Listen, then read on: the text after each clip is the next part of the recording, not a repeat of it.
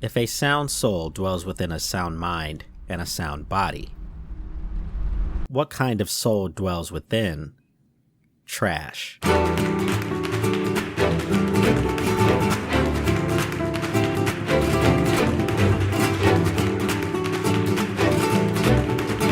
Gachiakuta is a phenomenal manga. From the character designs to the power system to the story, this series is bursting at the seams with creativity. It has been a long time since I've been impressed by a series simply from its aesthetic alone. But you've probably heard all this before about Gachi. Way before I even read it, all I would ever hear people talk about was how good the art was. And I definitely want to talk about that too.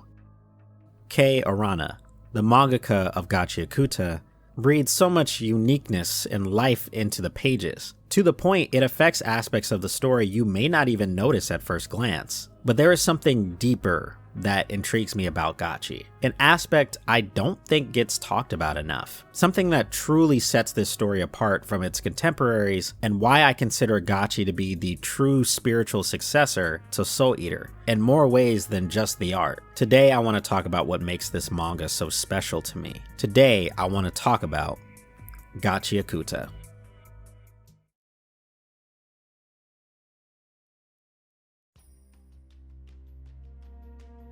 When I think about creative manga, it comes down to how the mangaka is able to take simple facets of their story and elevate them to new heights by inserting ideas that feel fresh, unique, and outside the box. It's about asking the question, how can I take this ordinary element and transform it into something new? My favorite example of this is in One Piece. Eiichiro Oda created One Piece in a way that allows for many different types of stories to be told in the context of pirates going on an adventure because of the variety of islands. Oda is able to use his creativity through the setting. This opens a litany of doors for stories he wants to tell. Want a horror mystery? Thriller Bark. Want a Kurosawa type structure? Wano. Want to introduce fairy tale, Jack and the Beanstalk type elements? Skypiea. Gachiakuta takes a different approach while still adhering to the concept of introducing new ideas through the narrative. The power system of taking random objects and imbuing them with the user's power grants the author so much freedom in terms of weapon design, weapon ability, and adaptability.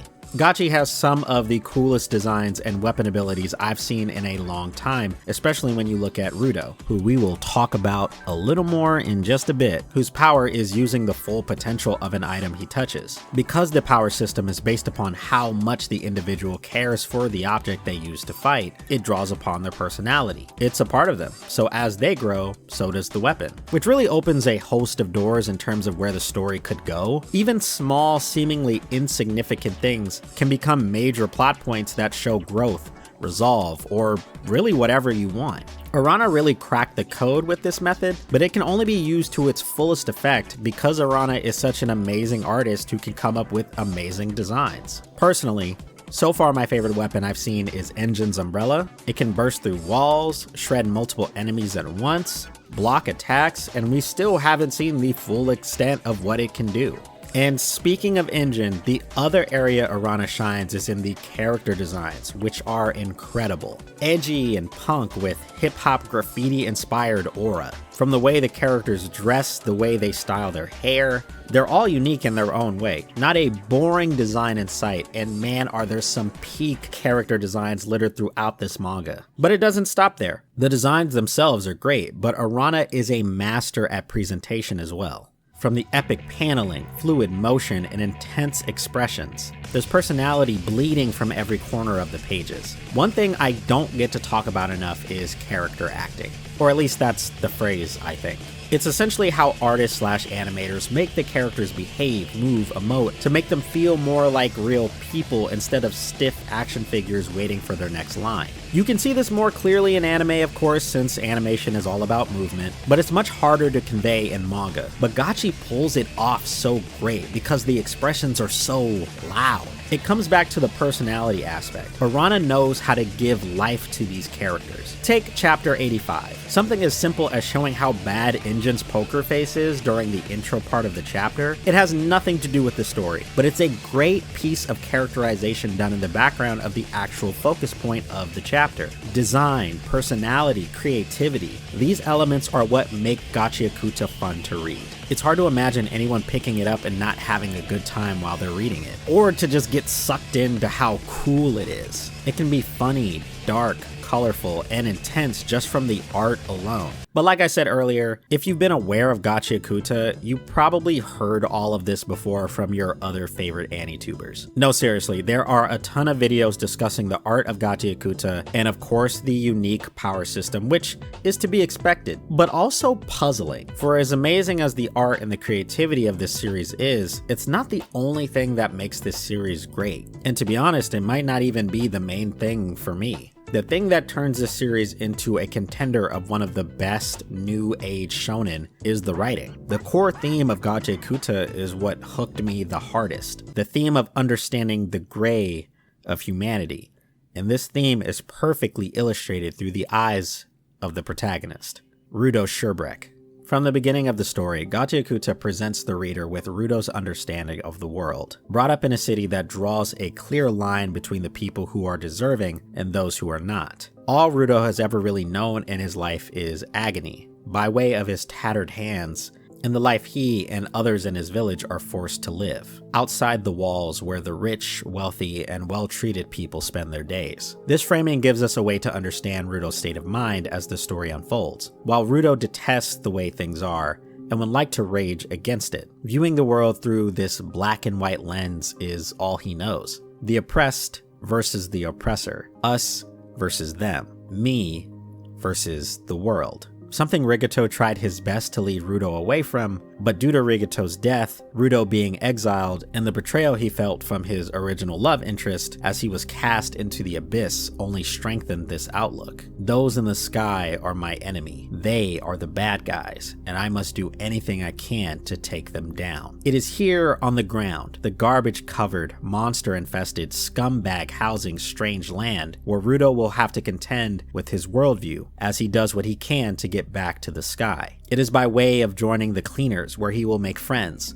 learn new skills, go on adventures, and see the value in life. And while it may seem that Rudo is going on your typical hero's journey, the real darkness of his character and the lessons he must learn won't rear their ugly head until chapters 36 to 39, The Punch. This was a shocking moment for me. In most shonen series, if a main character gives into their rage or behaves selfishly, it's often framed as something sad, or even altruistic, done in service of someone other than themselves, or a necessary event to turn the tides against the enemy. Even someone like Denji, who is seen as the antithesis to any other shonen protagonist, is never framed in a light where the reader is meant to disagree or not understand where he's coming from when he does something unheroic. But Rudo viciously attacking Amo after their fight when she was clearly defenseless and unstable left me feeling a sense of unease. It was something I've never seen before. The shock and dismay of everyone's faces solidified that. They had to force Rudo off of her as he continued punching. So much anger, so much contempt. This was not an act of an altruistic character experiencing a moment of weakness or lashing out in protection of another. This is a selfish, mean-spirited attack from a boy who only knows how to react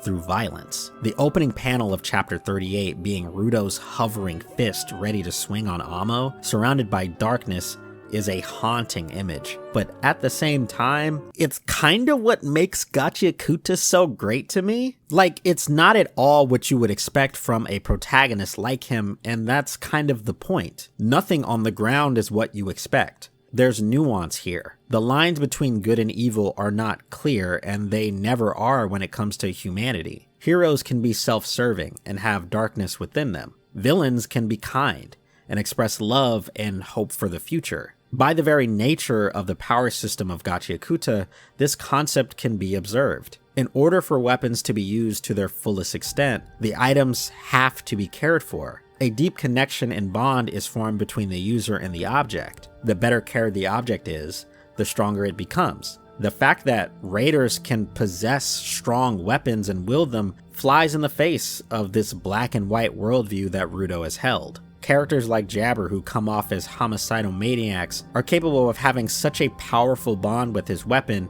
which allows him to use his claws to their peak performance. And characters like Ryo, who is introduced to us as a kind, free-spirited soul, harbors a dark, murderous past that we don't fully understand yet. Humans are more than just one thing. They're capable of being both good and evil, depending on the circumstance. After Rudo nearly beats Amo to death and proclaims she deserved it because she attacked them, Engine was there to provide a bit of reality. So what do we do now about the information we came for? If Rudo did end up killing her, then everything they went through to get there would have been for nothing. He would become the same burden that he's afraid of being, all because of a selfless, angry, horrific act against this defenseless girl. Rudo is forced to come down from his anger-induced fit and face the act he committed could have ruined any chance he had of achieving his dream. What I really appreciate about this scene, and the following scene with Engine imparting words of wisdom on Rudo that everyone has flaws and